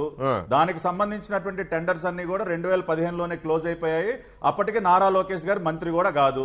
ఇవాళ భారత్ బ్రాడ్బ్యాండ్ నెట్వర్క్ ప్రాజెక్ట్ ఏదైతే ఉందో అది ఐటీ శాఖ పరిధిలోకి వచ్చినటువంటి ప్రాజెక్టు. కేంద్ర ప్రభుత్వం సంబంధిత రాష్ట్రాల ఐటీ శాఖకి లేఖలు రాసింది. అది ఐటీ శాఖ ఆధ్వర్యంలో నడిచినటువంటి ప్రాజెక్ట్ కాబట్టి సంబంధిత మంత్రిగా నారా లోకేష్ గారు దానికి సంబంధించినటువంటి ఫైల్ పైన సంతకం పెట్టడం జరిగింది. ఏపీ ఫైబర్ నెట్ ప్రాజెక్ట్ కి దీనికి సంబంధమే లేదు. చంద్రబాబు నాయుడు గారు పెట్టాల్సినటువంటి సంతకం లోకేష్ గారు పెట్టేశారంటానికి ఎటువంటి ఆధారాలు లేవు. ఇది పూర్తిగా మసిబుసి మారేడుకాయ చేస్తారు. అయితే ఇక్కడ మీరు చెప్పేదైనా ఇప్పుడు హరిప్రసాద్ గారు చెప్పేదైనా ఇది 700 కోట్ల రూపాయల ప్రాజెక్ట్ అని చెప్తున్నారు. కానీ సాక్షి చాలా క్లియర్గా, అంటే సాక్షి అంటే ఇంకా వాళ్ళ ఇది వైఎస్ఆర్ కాంగ్రెస్ పార్టీ యొక్క అఫీషియల్ ఇది గెజెట్, 2014-2019 మధ్య సుమారు 3,492 కోట్ల విలువైన పనులను ఫైబర్ గ్రిడ్లో చేపట్టారు. ఫేజ్ 1 కింద 333 కోట్ల పనులు, సీసీ కెమెరాల కొనుగోలు కోసం 959 కోట్లు, భారత్ నెట్కు 1600 కోట్లు, సెటాప్ బాక్సుల కొనుగోలు కోసం 600 కోట్లతో చేపట్టారు అనేది వాళ్ళు చెప్తున్న మాట, చేస్తున్న ఆరోపణ. హరిప్రసాద్ గారు కానీ మీరు కానీ చెప్పేదేమో 700 కోట్లే, 700 కోట్లు 2000 కోట్ల అవినీతి అనడం దగ్గర అది డొల్లతనం బయటపడుతుందని మీరు అంటున్నారు. అసలు దాని వాల్యూ ఎంత, అవినీతి ఎంత, అక్రమాలు ఎంత, సెటాప్ బాక్సుల మీద వస్తున్న ఆరోపణలు ఏంటి, సెటాప్ బాక్సులతో ఎంపీ గల్లా జయదేవ్ గారికి ఉన్న సంబంధం ఏంటి? చిన్న బ్రేక్ తర్వాత ప్లీజ్. హరిప్రసాద్ గారు, మీరేమో 750 కోట్ల రూపాయల ప్రాజెక్టు 2000 కోట్ల అవినీతిలో జరుగుద్ది అని మీరు అంటున్నారు.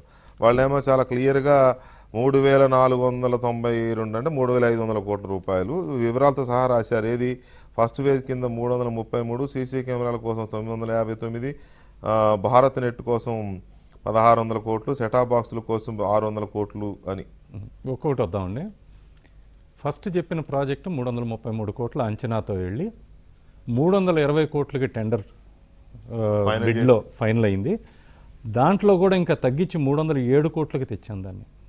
రికార్డుల్లో వాళ్ళని చూసుకోమనొచ్చు.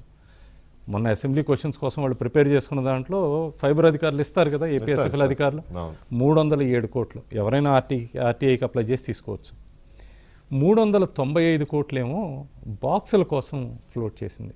అంటే బాక్సులకి ప్రొక్యూర్మెంట్ కోసం 395 కోట్లు. దీనికి 10 లక్షలు కాదు 12 లక్షల బాక్సులు ప్రొక్యూర్ చేశారని తెలిసింది నాకు. మొత్తం 10 లక్షలు ఫీల్డ్లో ఉన్నాయని చెప్తున్నారు, 2 లక్షలు ఇంకా గోడౌన్స్లో ఉన్నాయి అంటున్నారు. అది ఎంతవరకు ఉన్నాయనేది ఇది నాకు కొంచెం తెలియంది. నాకు 10 లక్షల గురించి అయితే తెలుసు. 395 కోట్లు స్పెండ్ చేశారు. 307, 395 ఎంత అయింది? ఆబ్వియస్లీ 600-700 సుమారుగా. మిగతాది అడ్మినిస్ట్రేటివ్ ఎక్స్పెన్సెస్ అని ఇంకో రకరకాల చేయటానికి అనేసి 70 కోట్లు ఎంతో చూపించారు. అది ఫైబర్ కోసం స్పెండ్ చేసింది. వీళ్ళు బాక్సుల్లోనే 600 కోట్లకి వెళ్ళిపోయారు. అది ఎక్కడో చూపించమనండి. చిన్న మధ్యలో ఇంటరప్షన్ మీకు. సెటాప్ బాక్సులు 2200 రూపాయల విలువైన బాక్సుని 4400 కోట్ల 4400 రూపాయల చొప్పున గల్లా జయదేవ్ ఫార్మ్ కంపెనీలో ఎక్కడో తయారు చేయించి డబల్ రేటుకు కొన్నారని వాళ్ళు చేసే ప్రధానమైన ఆరోపణ. నాకు తెలిసి నేను హ్యాత్వే చూశాను, సిటీ చూశాను, లేకపోతే ఇంక చాలామంది ఎంఎస్ఓలు ఆపరేటర్లు తెచ్చే సెటాప్ బాక్సులు చూశాను. 900 నుంచి 1500 వరకు మంచి బాక్సులు వస్తున్నాయి. 1800 పెడితే సూపర్ బాక్స్ అనమాట. అలాంటిది 2200 వీళ్ళు రాస్తున్నారు. 2200 దాన్ని 4400 కొన్నారు వీళ్ళు అని చెప్పి మీ హయాంలో జరిగిన దాని మీద రాస్తున్నారు. పైగా గల్లా జయదేవ్ గారు ఈ ఇండస్ట్రీ ఉందా? నాకు తెలియదు, నిజంగా తెలియదు. అమర్రాజా ఎలక్ట్రానిక్స్ అని చెప్పేసి వీళ్ళ బ్యాటరీస్తో పాటు ఎలక్ట్రానిక్ మ్యానుఫ్యాక్చరింగ్ ఇండస్ట్రీ చాలా మంచిది ఉంది. సరే, ఫస్ట్ ఇప్పుడు మీరు 2200 రూపాయల బాక్స్ అంటున్నారు. ఈ రోజున అసలు ఫస్ట్ ఇది టెక్నాలజీనే ఈ హ్యాత్వెల్లో బాక్సులు ఈ బాక్సులు ఒకటి కాదు, అది ఓన్లీ కేబుల్ టీవీ వరకు. కేబుల్ టీవీ మాత్రమే వస్తుంది మీకు. అలాగే మీకు ఇంటర్నెట్ కోసం కూడా ఎవరన్నా అడిగి ఇంటర్నెట్ తీసుకుని ఉంటారు రౌటర్ మీరు. ఉంటుందిగా, రౌటర్. ఆ రౌటర్కి మళ్ళీ డబ్బులు పెడుతున్నారు కదా. Yes. ఇదేంటంటే దాంతోపాటు టెలిఫోన్ టెక్నాలజీ కూడా ఉంది. అవును. ఈ మూడు కలిపిన బాక్స్, ఈ కాంబో బాక్స్ 3,900 రూపాయలకి కొని 3,750 రూపాయలు ఎంతో నాకు తెలిసి ట్యాక్సులతో కలిపితే అది అవుతుంది, 18% ట్యాక్సులతో కలిపితే. ఈ బాక్స్ని 16 నెలలు అయిపోయింది కదా, 40 లక్షల బాక్సులు తెప్పిస్తామంటున్నారు కదా, ఒక్క 10 రూపాయలు తగ్గించి తెప్పించమని చూద్దాం. 10 రూపాయలు ఎక్కువ వద్దు, 10 రూపాయలు తగ్గించి తెప్పించమందాం. 3,090 రూపాయలకి 3,900 రూపాయల బాక్స్ ఏదైతే హెచ్డి బాక్స్ ఇస్తామనే జరుగుతుందో, డాసాన్ అనే కొరియన్ కంపెనీ సప్లై చేసిన బాక్స్ అది 3,750 రూపాయలకి ఎంత డాసాన్ సప్లై ఇది? చేశారు. డాసాన్ అనేది కొరియన్ కంపెనీ. అవునవును, ఐడియా ఉంది. వాళ్ళు ఎవరి ద్వారానో సప్లై చేసింది కూడా కాదు, మధ్యలో దళారులు ఎవరు లేరు, వాళ్ళే డైరెక్ట్ బిడ్ చేసి గెలుచుకుని సప్లై చేసింది. వాళ్ళని పట్టుకుని అడగచ్చు కదా 2,200 బాక్స్ అని. ఈ వీళ్ళు చెప్పే 2,200 బాక్స్ కనుక ఉంటే ఈ రోజున ఏపీ ఫైబర్ కావాలని దాదాపుగా 40 లక్షల డిమాండ్ ఉందని మన మంత్రి గారే చెప్పారు మొన్న. అవును. ఇప్పుడు టెండర్ ఏదో కోసం ఫ్లోట్ చేశారు, ఎక్స్ప్రెషన్ ఆఫ్ ఇంట్రెస్ట్. రేటు చెప్పొద్దంట, ఆ టెండర్ కాపీ చూస్తే ఎవరికైనా వస్తుంది, రేటు చెప్పొద్దు, మీకు మీరు అమ్ముకోవటానికి ఎలా చేయొచ్చు చెప్పండి, ఎందుకంటే రేటు బయట పెడితే అందరూ చెప్పేస్తారు ఇది ఎంత అని. ఎట్టి పరిస్థితిలో ఈ టెక్నాలజీ ఈ రోజున ఆ రేటు కన్నా 10 రూపాయలు తక్కువ కూడా రావడానికి ఆస్కారమే లేదు, రైట్. ఎట్టి పరిస్థితిలో. సో అది పక్కన పెడదాం. నెక్స్ట్, గల్లా జయదేవ్ గారి కంపెనీలో మ్యానుఫ్యాక్చర్ చేశారు అంటారు. డాసాన్ కంపెనీ మ్యానుఫ్యాక్చర్ చేసిన 90% పైన బాక్సులు ఇప్పుడు ఫీల్డ్లో ఉన్నాయి. ఇవన్నీ వియత్నాము, చైనా నుంచి ఇంపోర్ట్ చేసుకున్నారు. ఈ మిగతా 7 to 8% బాక్సుల్లో 7 to 8% బాక్సులు అన్నా కూడా 70-80 వేలు పైన ఉంటాయి. వాటిల్లో 30,000 40,000 నాకు తెలిసి. పోర్చుగల్ కంపెనీ కూడా దీంట్లో పార్టిసిపేట్ చేసింది. వాళ్ళు లోకల్ మ్యానుఫ్యాక్చరింగ్ కావాలని అడిగినందుకు ఫస్ట్ ఎవరిదో ఒకళ్ళు సపోర్ట్ తీసుకోవాలిగా. అవును, ఎలక్ట్రానిక్స్. ఆ టైంలో శ్రీ సిటీకి కూడా వాళ్ళు వెళ్ళారు. శ్రీ సిటీలో అప్పుడు ఈ షావమీ వాడి దీంతో ఫుల్ ప్యాక్ అయ్యి ఉంది. అది ఆ టైంలో ఎత్తుక్కున్నప్పుడు అమర్రాజా ఎలక్ట్రానిక్స్ ఈ తగ్గ క్వాలిటీకి సరిపడా ఉంది వాళ్ళకి. ఫస్ట్ టెస్ట్ కింద వాళ్ళు దగ్గర 30,000 40,000 చేశారు మ్యానుఫ్యాక్చరింగ్ అక్కడ. ఆ తర్వాత వాళ్ళకి ఆర్డర్ లేదు, వాళ్ళు చేయలేదు. యాక్చువల్గా వాళ్ళకి ఒక రకంగా చెప్పాలంటే అమర్రాజా ఎలక్ట్రానిక్స్కి అన్యాయం జరిగింది. ఎందుకంటే వాళ్ళు చాలామందిని రిక్రూట్ చేసుకుని అన్నీ చేసినాక గవర్నమెంట్ నుంచి ఆర్డర్ ఇవ్వలేదు కాబట్టి ఆ యూరోప్ కంపెనీ కూడా వాళ్ళకి ఆర్డర్ ఇవ్వలేదు. సో మీరు ఎక్కువ డాసన్ మీదనే ఇదయ్యారు. ఎందుకంటే డాసన్ బాక్స్ అందరికీ నచ్చింది. మా దాంట్లో ఏంటంటే ఒకటి GPON box separate, IPTV box separate ఒకటి ఉంటే, రెండు కలిపిన కాంబో బాక్స్ ఒకటి వచ్చింది. ఇది మళ్ళీ ఇది ముఖ్యమంత్రి గారి ఆలోచన. ఏది 2 బాక్సులు ఎందుకు, రెండింటిని కలిపి ఒక దాంట్లో చేయకూడదా అని. ఇది రెండు ఒక దాంట్లో. ప్రపంచంలో మొట్టమొదటిసారిగా జీపాన్ విత్ ఐపీటీవీ కాంబో ఆంధ్రప్రదేశ్లో ఇంట్రడ్యూస్ అయింది. ఈ రోజున చైనా టెలికాంలో కనీసం ఒక 10 మిలియన్లు వెళ్ళిపోయినాయి, బ్రెజిల్లో వెళ్ళిపోయినాయి. స్టార్ట్ అయింది ఇక్కడ. ఇదే డాసన్ అక్కడ కోసం మనం ఇచ్చిన ఐడియాతో చేసింది, వాళ్ళు అక్కడ అమ్ముకుంటున్నారు, వరల్డ్ ఇదైపోయింది. అమ్ముకుంటున్నారు. రైట్. అంతే తప్పితే ఈ బాక్సుల విషయంలో కూడా వీళ్ళు చెప్పింది 395 కోట్లు మాత్రమే ఖజానా నుంచి బయటకు వెళ్ళింది. అది కూడా ఖజానా నుంచి బయటకు వెళ్ళింది 80 కోట్లు 90 కోట్లే. మిగతాది బ్యాంక్ లోన్ తీసుకుని చేశారు. అది ఇంకా తర్వాత మీరు వేరే కెమెరాలు కోట్లు. ఇది ఎంత హాస్యాస్పదం అంటే వాళ్ళకి తెలిసి కావాలని మాట్లాడుతున్నారు. ఇది ఆ టెండర్ డాక్యుమెంట్ ఓపెన్ చేసినా అందరికీ తెలుసు, ఇది పోలీస్ డిపార్ట్మెంట్కి సంబంధించిన టెండర్. అవును, నోడల్ ఏజెన్సీ ఏపీ ఫైబర్. ఎందుకు ఏపీ ఫైబర్ అంటే ఏపీ ఫైబర్ తాలూకు ఫైబర్ ఉంది, ఫైబర్ ఎక్కడికక్కడ కనెక్షన్కు వాడుకోవచ్చు అనే ఉద్దేశం. ఓకే, పోల్స్కి పెడతారు కాబట్టి తద్వారా ఇంటర్ కనెక్షన్ అవుతుంది. కాబట్టి 18,000 కెమెరాలు వాళ్ళ జేబుల్లో నుంచి పెట్టుబడి పెడితే 7 సంవత్సరాల పాటు తీసుకోవాలి. కంపెనీ 7 సంవత్సరాల పాటు దాన్ని మెయింటైన్ చేసుకుంటా ఆ 900 కోట్లు తీసుకోవాలి. మీకు తెలంగాణలోనూ కెమెరాలు పెట్టారు, 7 years మాత్రమే అది గవర్నమెంట్ సంవత్సరం ఇంత చొప్పున అనమాట. యాన్యుటీ మోడల్ అంటారు దాన్ని. అంటే ఏంటంటే మా దగ్గర డబ్బులు లేవు, యాన్యుటీ మోడల్లో బిల్డ్ ఆపరేట్ ట్రాన్స్ఫర్. అంతే. ఇది మీకు మిగతా రాష్ట్రాలన్నింటిలో వేల కోట్లు ముందే ఇచ్చి కొనుక్కున్నారు. ఇక్కడ తెలంగాణ రాష్ట్రంలో నాకు తెలిసి సీసీ కెమెరాల కోసం దాదాపు 1500 కోట్ల పైన ఖర్చు పెట్టారు. ఇది నాకు తెలిసి 100 కోట్లు కూడా ఇవ్వాల. రైట్. ఇది ఆ ప్రాజెక్ట్. ఇంకేమున్నాయి చెప్పండి. ఇది ఇప్పుడు దీన్ని కూడా చెప్పాను 100 కోట్లు దాంట్లో సరే, వెళ్ళి. ఇవన్నీ ఒక ఇదనుకోండి, సెటా బాక్స్ కూడా చెప్పేశారు మీరు. కాకపోతే మీరేమో ఇంత పర్ఫెక్ట్గా చెప్తున్నారు, వీళ్ళు దీన్నే ఎందుకు ఇప్పుడు రెండు పట్టుకున్నారండి. ఒకటి అచ్చెన్నాయుడు గారికి సంబంధించిన ఈఎస్ఐ, రెండు లోకేష్ గారికి సంబంధించిన ఇది ఫైబర్ గ్రిడ్ ప్రాజెక్టు. దీన్నే ఎందుకు పట్టుకున్నారు? ఇప్పుడు మీరు చెప్పే దాని ప్రకారం వేసమెత్త కూడా అనుమానాలకే అవకాశం లేదు. అలాంటిది ఏకంగా వీళ్ళు 2000 కోట్ల రూపాయలు ఇది పైగా తేల్చింది ఎవరు? మంత్రివర్గ ఉపసంఘం. అంత ఆషామాషిగా వీళ్ళు తేల్చేస్తారా? రేపు పొద్దున మీలాంటి వాళ్ళు నిజంగా మీరు సవాల్ చేస్తున్నారు, I'm ready for any type of enquiry అని. రేపు పొద్దున మీరు సపోజ్ దీని మీద లోకేష్ సంతకం ఫోర్జరీ చేశారని వేశారండి, లోకేష్ డిఫర్మేషన్కి వెళ్తారు, పేపర్ మీదనో ప్రభుత్వం మీదనో లేకపోతే దేని మీదనో. పెద్ద డ్యామేజ్ కదా, మీరు వెళ్తారు, పెద్ద డ్యామేజ్. మరి ఇవన్నీ తెలిసి కూడా వేస్తున్నారంటే ఏంటి వాళ్ళ ధైర్యం ఏంటి? మీ ధైర్యం ఏంటి? ఏమీ లేకుండా వేస్తున్నారని మీరు ఇది అడిగారు కాబట్టి ఒకటి చెప్తాను. నా మీద కూడా ఒక గ్యాగ్ ఆర్డర్ ఉందండి. ఉందా? మీరు కూడా తెచ్చుకున్నారా? నా మీద గ్యాగ్ ఆర్డర్ ఉంది, ఏంటి మాట్లాడకూడదు అని. కానీ వివరాలు చెప్పకుండా చెప్తాను. 2019 ఏప్రిల్లో ఇదే సాక్షి మీద నేను కేసు వేయటం జరిగింది, క్రిమినల్ డిఫమేషన్ వేయటం జరిగింది. అప్పుడు జడ్జి గారు నాకు ఏమి ఇచ్చారంటే, ఇది ఇన్వెస్టిగేషన్ అయ్యే వరకు నువ్వు ప్రస్తుతం మాట్లాడటానికి వీలేదు వివరాలు అన్నారు. రైట్. అందుకని నోరు మూసుకుని కూర్చుని ఉన్నాను నేను. ఇదే కేసు. ఇదే వీళ్ళు చెప్పే ప్రతి ఆరోపణలు దాదాపు 3 సంవత్సరాలు 4 సంవత్సరాల నుంచి మాట్లాడుతూనే ఉన్నారు. ప్రతిసారి రిజైండర్లు ఇస్తానే ఉన్నాం మనం. 2019 ఏప్రిల్ అంటే ఎలక్షన్ ముందే మొదలెట్టారు అనమాట.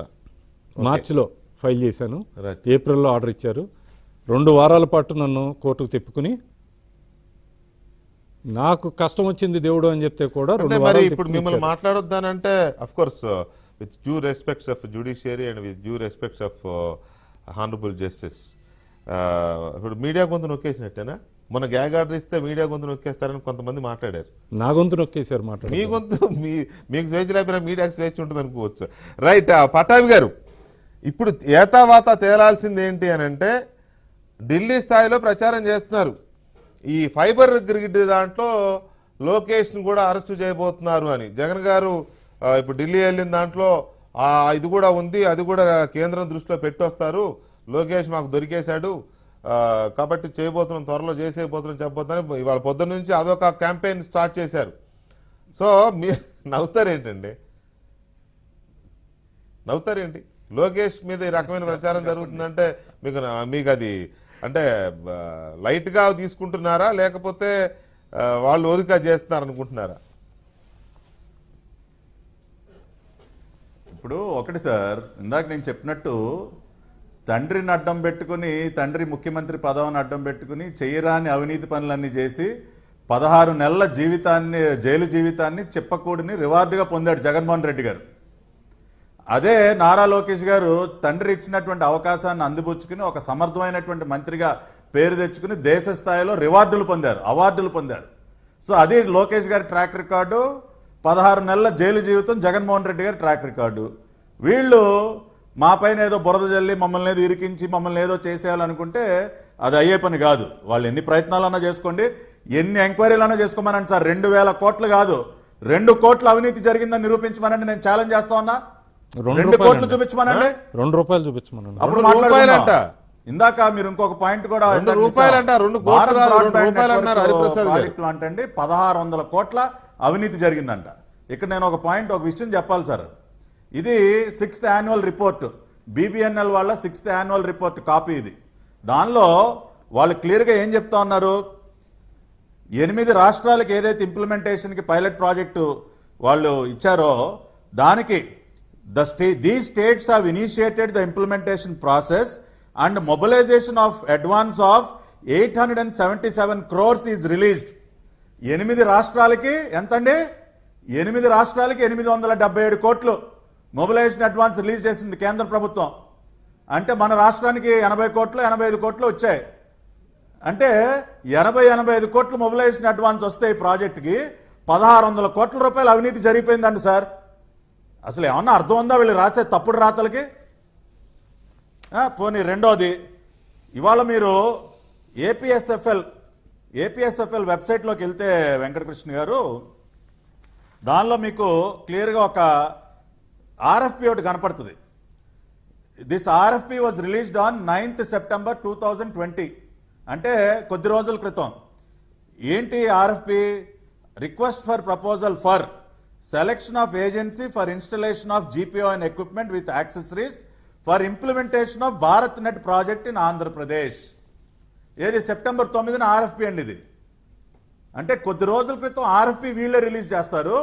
1600 కోట్ల రూపాయలు అవినీతి జరిగిపోయింది లోకేష్ గారి హయాంలో అని చెప్పి వీళ్ళు ఆరోపణ చేస్తారు. ఏమన్నా అర్థం ఉందా? 1600 కోట్ల రూపాయలు ఆల్రెడీ అవినీతి జరిగిపోతే మీరు September 9న ఆర్ఎఫ్పి రిలీజ్ చేస్తారా? ఏమన్నా అసలు ఈ పత్రికకి ఏమన్నా క్రెడిబిలిటీ ఉందా? అసలు ఈ సాక్షి పత్రిక రాసే రాతలకి ఏమన్నా క్రెడిబిలిటీ ఉందా వెంకటకృష్ణ గారు? ఇప్పుడు నేను 2 అంశాలు చెప్పా. ఒకటి, Bharat broadband network annual report లో వాళ్ళు రిలీజ్ చేసినటువంటి ఫండ్స్ చదివి వినిపించా. కొద్ది రోజుల క్రితం ఏపీ ఫైబర్ నెట్ వాళ్ళ వెబ్సైట్ లో వాళ్ళు రిలీజ్ చేసినటువంటి ఆర్ఎఫ్పి చదివి వినిపించా. ఈ రెండో మీరు విన్న తర్వాత 1600 కోట్ల రూపాయల అవినీతి లోకేష్ గారు మంత్రిగా ఉన్నప్పుడు జరిగిందంటే మీరు నమ్ముతారా? ప్రజలకి ఎవరికైనా నమ్మశక్యంగా ఉంటుందా? అది ఈ సాక్షి యొక్క క్రెడిబిలిటీ.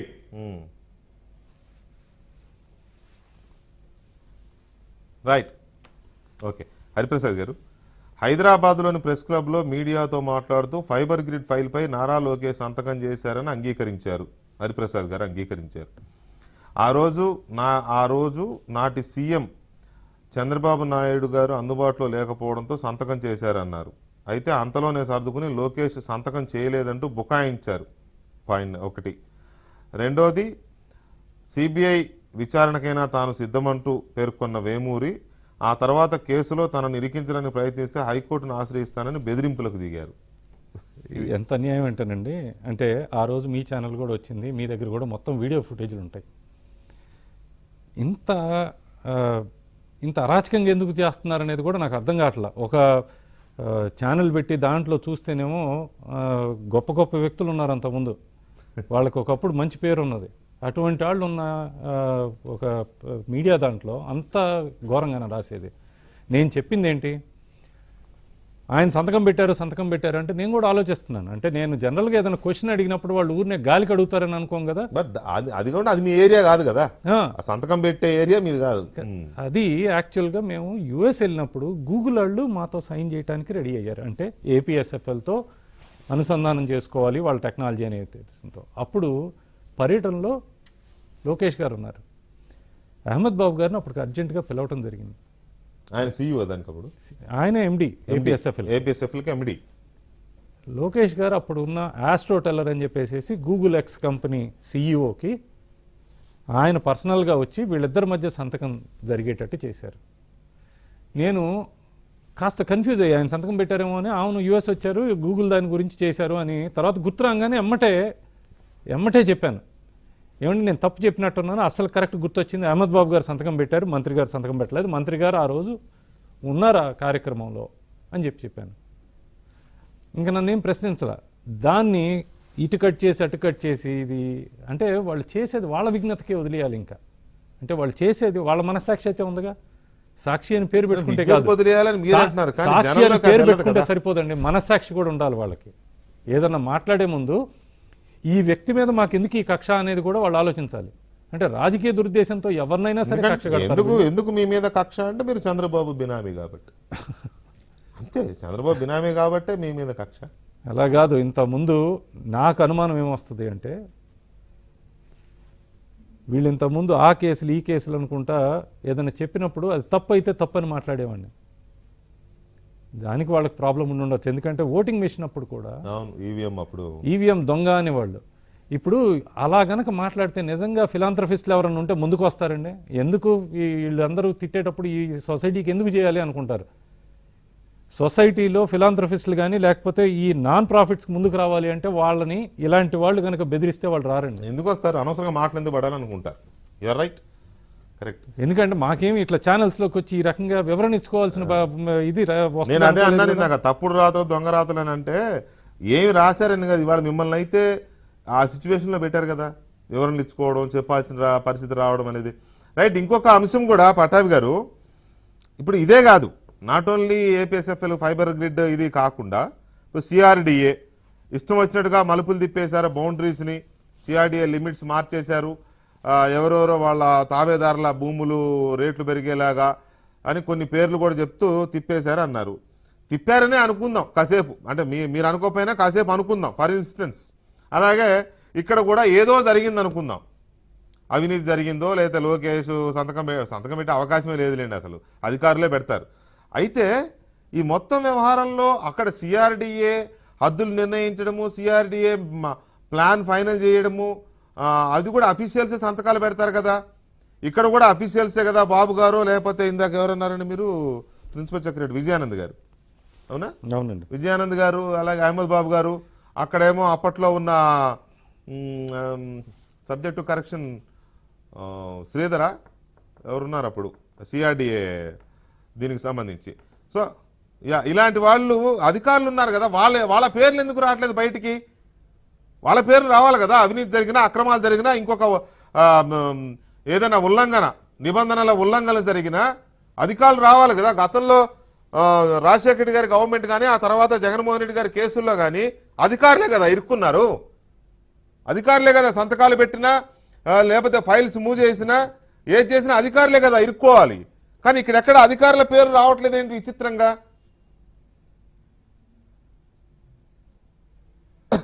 వెంకటకృష్ణ గారు, ఒకటి తెలుగుదేశం పార్టీ హయాంలో ఎప్పుడు తెలుగుదేశం పార్టీ అధికారంలో ఉన్నా కూడా ఇప్పటి వరకు ఏ అధికారి ఇరుక్కున్నటువంటి దాఖలాలు లేవు, ఏ అధికారి జైలుకి వెళ్ళినటువంటి దాఖలాలు కూడా లేవు.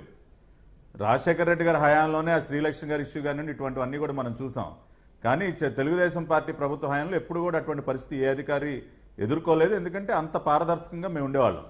ఇక రెండోది ఏంటంటే, ఇవాళ ఏపీ భారత్ బ్రాడ్బ్యాండ్ నెట్వర్క్ సంబంధించి కానివ్వండి, సిఆర్డీకి సంబంధించి కానివ్వండి, ఇవాళ అధికారులు ఎంతమంది దానిలో ఇన్వాల్వ్ అయి ఉన్నా కూడా ఎక్కడా కూడా తప్పు జరగటానికి తావు లేకుండానే ఆ రోజున మేము ఏ డెసిషన్స్ తీసుకున్నా, ఏవి అమలు చేసినా కూడా అన్నీ కూడా అంత పారదర్శకంగానే అమలు చేసాం. ఇదేమి హైదరాబాద్ చుట్టూ ఉన్నటువంటి ఔటర్ రింగ్ రోడ్ కాదండి సిఆర్డీఏ. ఏదో అష్టవంకరలు తిప్పి వాళ్ళకి కావాల్సిన వాళ్ళందరికీ బెనిఫిట్ చేసే విధంగా ఏమి సిఆర్డీఏ బౌండరీస్ ఏమి మేము మార్చలేదు. అదేవిధంగా ఇక్కడ భారత్ బ్రాడ్బ్యాండ్ నెట్వర్క్ సంబంధించి కూడా ఏదో టెండర్స్లో చాలా రకాలైనటువంటి క్లాజులు మార్చేశారు, టెండర్స్లో ఉన్నటువంటి రూల్స్ అన్ని కూడా మార్చేశారు, ఏదో ఇష్టం వచ్చినట్టు పిచ్చిరాతలని రాశారు. మీరు భారత్ బ్రాడ్బ్యాండ్ నెట్వర్క్ వెబ్సైట్లోకి వెళ్తే ఇవాళకి కూడా టెండర్ డాక్యుమెంట్, ఇంకా కూడా మీరు ప్రాజెక్ట్స్ అన్న కాలంలోకి వెళ్తే మీకు క్లియర్గా కనపడుతుంది. భారత్ బ్రాడ్బ్యాండ్ నెట్వర్క్ వాళ్ళ వెబ్సైట్లో ఇప్పటికే ఉంది. ఏపీకి సంబంధించి అప్పుడు వాళ్ళు రిలీజ్ చేసినటువంటి వర్క్ సంబంధించిన వివరాలు, ఆ టెండర్ వివరాలన్నీ ఇప్పటికే ఉన్నాయి. అంతేకాకుండా ఆ రోజున ఈ టెండర్స్ అన్ని కూడా ఫైనలైజ్ చేయడానికి స్టేట్ లెవెల్ ఇంప్లిమెంటేషన్ కమిటీ అనేది ఒకటి ఏర్పాటు చేశారు వెంకటకృష్ణ గారు. అదేమి మంత్రి గారి పర్యవేక్షణలో జరిగింది కాదు. There is a state level implementing committee. దానిలో అధికారులు భాగస్వాములే ఉన్నారు, బీబీఎన్ఎల్ అధికారులు ఉన్నారు, వాళ్ళ మానిటరింగ్ లో జరిగింది. ఇవాళ ఇదే సాక్షి పత్రిక నేను ఒక ఛాలెంజ్ చేస్తా ఉన్నా, స్టేట్ లెవెల్ ఇంప్లిమెంటేషన్ కమిటీ యొక్క మినిట్స్ వాళ్ళ దగ్గర రెడీగా ఉంటే ఆ మినిట్స్ బయట పెట్టమని చెప్పండి, రేపు ప్రచురించమని చెప్పండి. ఆ మినిట్స్ ని వీళ్ళకి ధైర్యం అంటే అవినీతి జరిగిందో లేదో తెలిసిపోతుంది అక్కడే. ఊరికనే ఫైల్ మొత్తం ప్రచురించకుండా ఒట్టా సంతకం అనే దాన్ని ఫోటో తీసి పెట్టడం కాదు సార్. ఈ సంతకం పైన ఫైల్లో ఉన్న వివరాలు కూడా రేపు ఫోటో తీసి పెట్టమనండి సాక్షిలో. ఇవాళ మేము బయట పెట్టాం కదా అసలు ఫైల్ ఏంటో, ఆ ఫోటో మొత్తాన్ని ప్రచురించమనండి. ప్రజలకు వాస్తవం ఎవరు చెప్తున్నారు, అబద్ధం ఎవరు చెప్తున్నారు తెలిసిపోతుంది. ఆ దమ్ము లేదు ఈ పత్రికకి. కట్టు పేస్టులు చేసి, ఎడిట్లు చేసి, ఉన్నది లేనట్టుగా లేదు ఉన్నట్టుగా చూపిస్తూ ఉంటారు. కాబట్టి వాళ్ళ మా ప్రభుత్వ హయాంలో అధికారుల పైన కానివ్వండి, అధికారులు తీసుకున్నటువంటి నిర్ణయాలపైన కానివ్వండి, లేదంటే లోకేష్ గారు సంబంధించి కానివ్వండి, లేదంటే హరిప్రసాద్ గారి సలహాదారుల విషయంలో కానివ్వండి, ఎవరిపైన కూడా ఎంక్వైరీ చేసుకోమనండి. మేమే ఛాలెంజ్ చేస్తా ఉన్నాం. మీరు 2000 కోట్లు కాదు 2 కోట్ల అవినీతి జరిగిందని ప్రూవ్ చేయండి, మేము సవాల్ చేస్తా ఉన్నాం. ఇది అధికారులను కూడా భయభ్రాంతులు చేయటమేనండి. ఇది వీళ్ళు తెలియకుండా ఎంత నష్టం చేకూరుస్తున్నారంటే సొసైటీకి కానీ రాష్ట్రానికి కానీ. ఇప్పుడు అధికారులు ఏమవుతారంటే పూర్తిగా నెగిటివ్గా తయారవుతారు, మంచి ప్రాజెక్టును కూడా చేయరు. వాళ్ళు ఏమంటారంటే ఎవరి కాళ్ళు నాది కాదంటే నాది కాదని పడేస్తారు, ప్రాజెక్టులు జరగవు. ఇదేంటంటే చంద్రబాబు నాయుడు గారి ఆధ్వర్యంలో అధికారులు ఎంతో ఉత్సాహంతో ఎగబడి చేశారు. పగలు రాత్రి పనిచేసి చేసిన దాంట్లో సాధించిన ప్రాజెక్టులు ఇవి. ఈ ప్రాజెక్టుల మీద వీళ్ళు అన్న మరుక్షణం రేపు పొద్దున ఏ ఎంక్వైరీ వచ్చినా ఫస్ట్ వచ్చేది ఏంటి? అధికారి సంతకం పెట్టిన వాళ్ళు అధికారులు, ఆఫీసర్సే వస్తారు ముందు. అదే నేను అనవసరంగా అనేది కూడా అదే. ఏది ఏమీ చేయని ఆఫీసరు వచ్చి సమాధానం చెప్పుకోవాలన్నప్పుడు ఫస్ట్ పొలిటికల్గా ఏమవుతుందంటే పలానా ఆఫీసర్ ఎంక్వైరీకి వెళ్ళారు, అది చాలదా? వాళ్ళ ఫ్యామిలీలో కానీ వాళ్ళల్లో కానీ ప్రతి అధికారి కూడా నెగిటివ్ అయిపోతాడు. ఆ తర్వాత ఏ ప్రాజెక్ట్ వచ్చినా అతను సంతకం పెట్టడు. అదే అతని కెరీర్ అంతా ఉంటుంది దీని. కెరీర్ అంతా ఇలా ఆల్రెడీ గత ఒక ప్రభుత్వంలో 65 మంది ఉన్నారు. వాళ్ళు అసలు ఇప్పుడు వాళ్ళని చూసుకోండి. నాయుడు గారి ప్రభుత్వంలో కూడా ఆ అధికారులు ఏమన్నా పని చేశారా అని వాళ్ళు పని చేయడానికి భయపడిపోయేవాళ్ళు.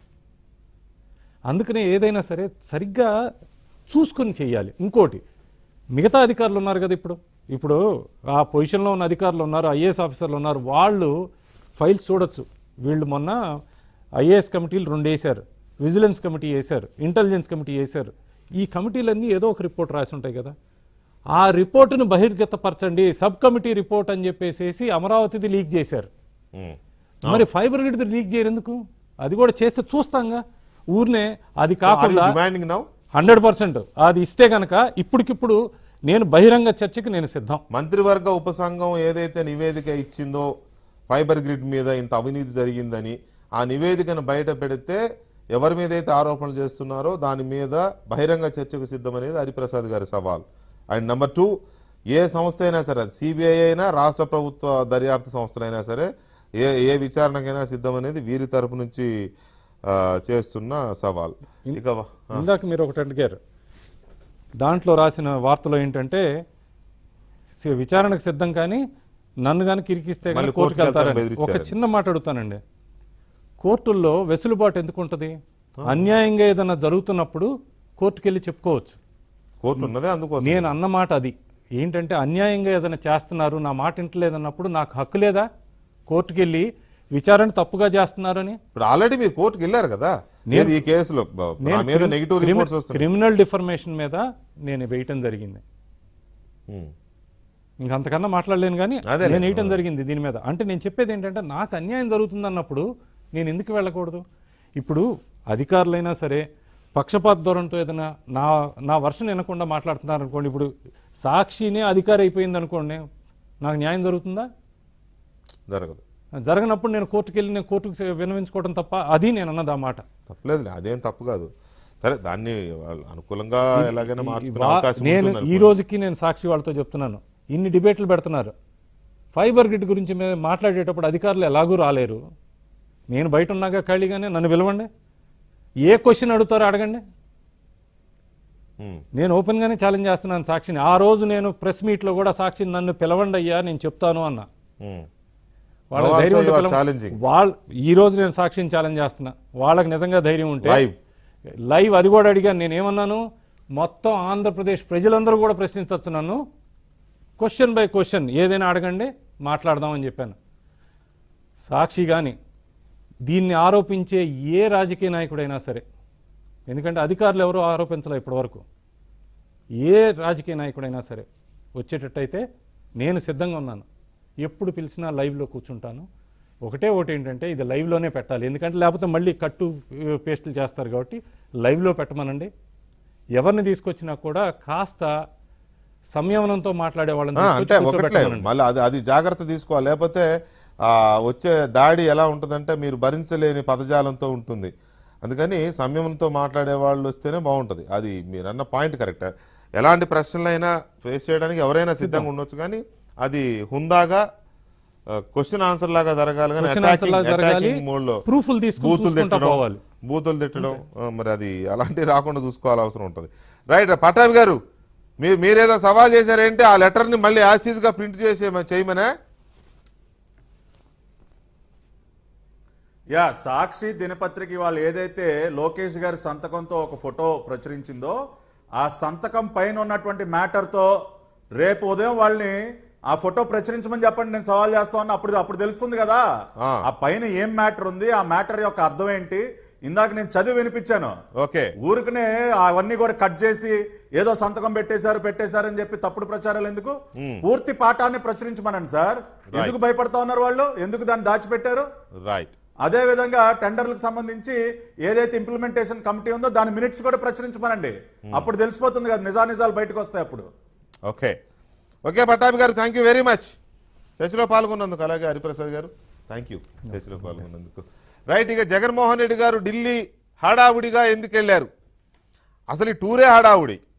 పైగా ఇవాళ 5 గంటలకి ఇక్కడ బయలుదేరాల్సిన వాళ్ళు 5 గంటలకు ఢిల్లీలో దిగాల్సిన పరిస్థితి వచ్చింది. అనుకున్న టైం కంటే షెడ్యూల్ ముందుకు జరుపుతూ సాయంత్రం ఈవినింగ్ 5 కల్లా ఢిల్లీలో ఉండమని అమిత్ షా కార్యాలయం నుంచి జగన్మోహన్ రెడ్డి గారికి వచ్చిన ఫోన్ కాల్ యొక్క ఉద్దేశం ఏంటి? ఎందుకు జగన్మోహన్ రెడ్డి గారు ఈ హడావుడి ఢిల్లీ పర్యటన పెట్టుకున్నారు? ఇది పర్సనల్ టూరా, పొలిటికల్ టూరా, లేక రాష్ట్ర ప్రయోజనాల కోసం వెళ్ళిన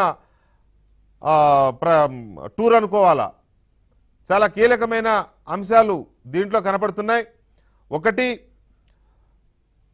కేసులు సత్వర విచారణ జరగాలని సుప్రీంకోర్టు ఇటీవల చేసిన ఆదేశాలు, 2 వారాల్లోగా దానికి సంబంధించిన పూర్తి వివరాలు పంపించాలని హైకోర్టును ఆదేశించడం, ఆ తర్వాత 2 నెలల్లోనే వీలైతే కీలకమైన కేసుల పరిష్కారం జరగాలని కూడా సుప్రీంకోర్టు అభిప్రాయపడడం, వీటన్నిటి నేపథ్యంలో జగన్మోహన్ రెడ్డి గారు ఢిల్లీ హడావుడిగా వెళ్ళారా అనేది ఒక చర్చ నడుస్తోంది. రెండో చర్చ, రాష్ట్రంలో అదుపు తప్పిన శాంతి భద్రతలు కావచ్చు, లేకపోతే ఆలయాల మీద జరుగుతున్న రిపీటెడ్గా జరుగుతున్న సిరీస్ ఆఫ్ ఇన్సిడెంట్స్ కావచ్చు, దాడులు కావచ్చు, హిందూ సమాజం ఆందోళన చెందుతున్న తీరు కావచ్చు, బీజేపీ రాష్ట్ర నాయకత్వం ఆందోళనలు చేస్తున్న తీరు కావచ్చు. సో దీని మీద పెట్టారా, లేక దీంతో పాటు న్యాయ వ్యవస్థ పైన ఇటు హైకోర్టులోను అటు సుప్రీంకోర్టులోనూ పనిచేస్తున్న జడ్జిల మీద, ఆ ప్రాంతం ఈ ప్రాంతం అని కాకుండా ఉత్తర భారత ప్రాంతానికి దక్షిణ భారత ప్రాంతానికి సంబంధించిన జడ్జిల మీద కూడా ఇష్టారాజ్యంగా అటు రాజకీయపరమైన కార్యకర్తలు సోషల్ మీడియాలో అక్కడ ఇక్కడ చేస్తున్న దాడులతో పాటు మాటల విమర్శల దాడులు, ఎంపీలుగా ఉన్న వాళ్ళు కూడా బహిరంగంగా స్టేట్మెంట్లు ఇవ్వడం, పార్లమెంట్లోనే మాట్లాడుతుండడం, వీటితో పాటు జడ్జిలను కూడా వివాదాల్లోకి లాగడం, జడ్జిలను కూడా కేసుల్లో ఇరికించాలని ప్రయత్నం చేయడం. ఇటీవల ఏబిఎన్ ఆంధ్రజ్యోతి బ్లాస్ట్ చేసిన ఒక ఎపిసోడ్ మీకు తెలుసు. జస్టిస్ రామకృష్ణ, సస్పెండ్ అయిన జస్టిస్ రామకృష్ణ కేసులో కొంతమంది జడ్జిలను ఇరికించాలని మాజీ జడ్జి ఈశ్వరయ్య చేసిన ఒక ఫోన్ కాల్, దాన్ని బట్టి చూసినా, లేకపోతే ఇటీవల కాలంలో ఈ అమరావతి ఇన్సైడ్ ట్రేడింగ్ అనే పేరుతో ఏసీబీకి ఇచ్చిన కేసులో కూడా కొంతమంది హై ప్రొఫైల్ వ్యక్తుల్ని అందులోకి లాగాలని చూసిన ప్రయత్నాలను కూడా కేంద్రం సీరియస్గా పరిగణించింది. దీనికి సంబంధించి కేంద్రం జ్యుడిషియరీ విషయంలో చాలా సెన్సిటివ్గా హుందాగా ఉంటుంది కాబట్టి కేంద్రం ఆ విషయంలో జగన్మోహన్ రెడ్డి గారికి సున్నితమైన హెచ్చరికనో సూచన చేయడానికి పిలిపించారనేది ఇంకో చర్చ నడుస్తోంది. ఇవి రెండూ కాకుండా విజయసాయిరెడ్డి గారు చాలా కాలంగా తహతహలాడుతున్నారు. కేంద్ర క్యాబినెట్లో చేరాలి, వైసీపీని చేర్చాలి, తాను మంత్రి అవ్వాలనో లేకపోతే ఇంకో పదవి రావాలనో సంథింగ్ ఇలాంటి చర్చ నడుస్తున్న నేపథ్యంలో ఇటీవలే శిరోమణి అకాలీదళ్ పార్టీ రైతుకు వ్యతిరేకంగా బిల్లులు తీసుకున్న నేపథ్యంలో, వ్యవసాయానికి వ్యతిరేకంగా బిల్లులు వచ్చిన నేపథ్యంలో ఆ పార్టీకి చెందిన కేంద్ర మంత్రి హర్సిమ్రత్ కౌర్ ఆవిడ రాజీనామా చేయడం, మరోవైపు పక్కనే హర్యానాకు చెందిన మంత్రి దుష్యంత్ చౌతాలా కూడా ఎన్డీఏ నుంచి బయటికి రావాలనుకుంటడం, మరోవైపు ఇప్పటికే శివసేన దూరం అవ్వడం, ఇలాంటి పరిణామాలు వచ్చిన ఏఐడిఎంకే కూడా దూరం అవుతున్న పరిస్థితుల్లో వైసీపీని ఇది సరైన టైం కాబట్టి అమిత్ షాతో ఆయన నడ్డా గారితో మాట్లాడి ప్రభుత్వంలో చేర్చాలనే విజయసాయిరెడ్డి ప్రయత్నాలలో భాగంగా పిలిచారా లేదా వీరే వెళ్ళారా అనే చర్చ కూడా నడుస్తోంది. బీజేపీకి దగ్గరయ్యే క్రమంలో కేంద్రంలో మంత్రివర్గంలో కూడా చేరతారనే చర్చ కూడా నడుస్తోంది. సో వీటిల్లో దేనికి పాసిబిలిటీస్ ఉన్నాయి అనే చర్చను చూసే ముందు చిన్న బ్రేక్ తీసుకుందాం. Thank you.